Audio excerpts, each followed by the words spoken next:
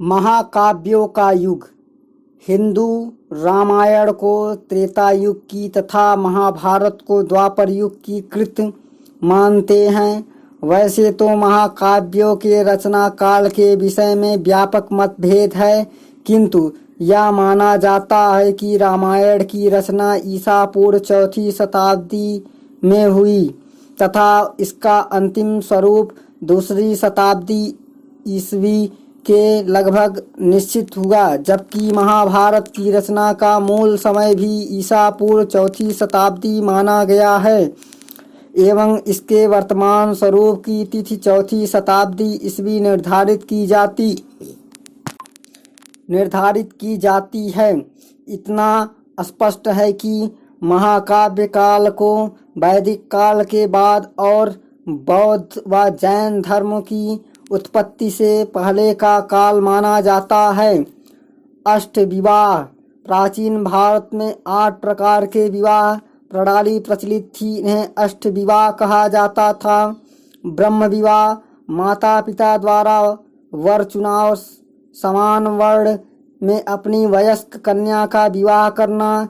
दैव विवाह, यज्ञ कर्म करने वाले ब्राह्मण को आभूषणों से सुसज्जित वधु अर्पित की जाती थी। प्रजापात्य विवाह, बिना लेन देन के विवाह, झगड़े द्वारा इसमें प्रथम पत्नी के जीवित रहने तथा दूसरा विवाह न करने की शपथ लेनी पड़ती थी। अर्ष विवाह, कन्या के पिता को वर एवं जोड़ी बैल प्रदान करता था। गंधर्व विवाह, प्रेम संबंधियों के आधार पर विवाह करना। असुर विवाह, कन्या को उसके माता पिता से खरीदा जाता था, यह निकृष्ट विवाह माना जाता था। राक्षस विवाह, पराजित राजा की पुत्री, बहन या पत्नी से बलपूर्वक विवाह करना। पैशाच विवाह, विश्वासघात द्वारा किसी कन्या से बलपूर्वक बलात्कार करने वाले को उसके शादी करनी पड़ती थी। वह विवाह समाज में अवैध था। महत्वपूर्ण तथ्य। यम और नचिकेता की कहानी कठोपनिषद में वर्णित है। आरूढ़ी, उद्दाल और श्वेतकेतु के मध्य संवाद छांदोग्य उपनिषद में मिलता है। निष्काम कर्म सिद्धांत का प्रथम प्रतिपादन ईशोपनिषद में हुआ है। मुंडकोपनिषद में कहा गया है कि यज्ञ एक ऐसी नौका है जिस पर भरोसा नहीं किया जा सकता।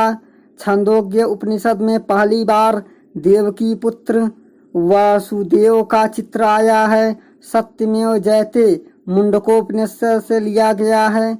पशुओं की देखरेख के लिए गोपाध्यक्ष नामक पदाधिकारी राज्य की ओर से नियुक्त होते थे। पुनर्जन्म का सिद्धांत सर्वप्रथम बृहदारण्यक उपनिषद में दिखाई देता है। इंद्र को विभिन्न नामों से जाना जाता था। सर्वांतक, पुरंदर, पुलवी, वज्रबाहु, पुरंभिद, अत्युषुजित, सत्क्रांति, मधवन, तोनन। भारत में संप्रातीक ने नीचे उत्कृष्ट। भारत में राष्ट्रीय आदर्श वक्त सत्यमेव जयते मुंडक उपनिषद से लिया गया है। दुहिता, दूध दुहने वाली अर्थात पुत्री। गोहन, गाय का वध करने वाला अर्थात अतिथि। व्रीहि, चावल, बहुति। दहेज, अदेवायु, देवताओं में श्रद्धा न रखने वाला। अब्राह्मण, वेदों को न मानने वाला। बृहस्पति, कटुवाड़ी वाले, अस्पष्ट वाणी बोलने वाला। ब्रजपति, चारागाह का अधिकारी। जन या विष, वैदिक कबीले। नप्ति, भतीजे, प्रपौत्र, चचेरे भाई बहन इत्यादि के लिए प्रयुक्त शब्द। तक्षक, बढ़ई, संग्राहित, सही खजाने का प्रभारी। क्षेत्रीय, विद्वान, ब्राह्मण। भागदुग्ध, कर संग्राहक। गविष्ठी, गायों की गवेषणा। रई, खिल्य, घास का मैदान।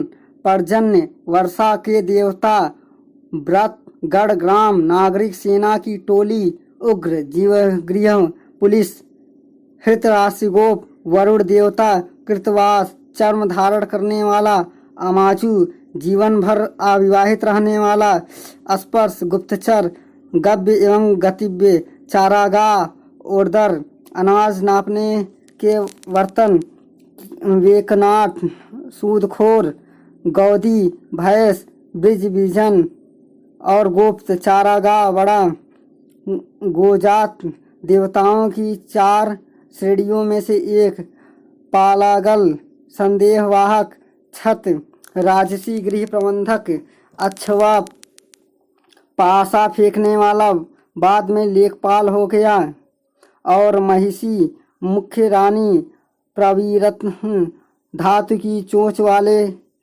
फाल, शैलूष, नाटक के पात्र, नरिष्ठा, उत्तर वैदिक काल में बहुसंख्यक वर्ग की संपत्ति, अष्टकर्मी, गाय, अक्षवाप, आय व्यय का लेखा जोखा करने वाला अधिकारी, वाप्त, नाई, उर्वरा, जूते खेत, लांगल, हत, सीता, हल निर्मित, नाली, आवत, कूप। उत्तर वैदिक काल में भाग दूध करों का संग्राहक होता था। ऋग्वेद में संपत्ति का मुख्य रूप तो गोधन था, और पालागल इसमें कर्मारर उद्योग का अधिकारी होता था। स्थापत्य सुदूर क्षेत्र का प्रशासक होता था। सतपति गांव का शासक होता था। और उपनिषद पुनर्जन्म के विश्वास रखता है। उपनिषद शिक्षाप्रद कथाओं का तथा दार्शनिक पहलुओं की चर्चा करता है। उपनिषद में वैदिक कथाओं से संबंध कोई दृष्टांत नहीं है। वैदिक काल में राजा के पश्चात उसका पुत्र राज्याधिकारी होता था।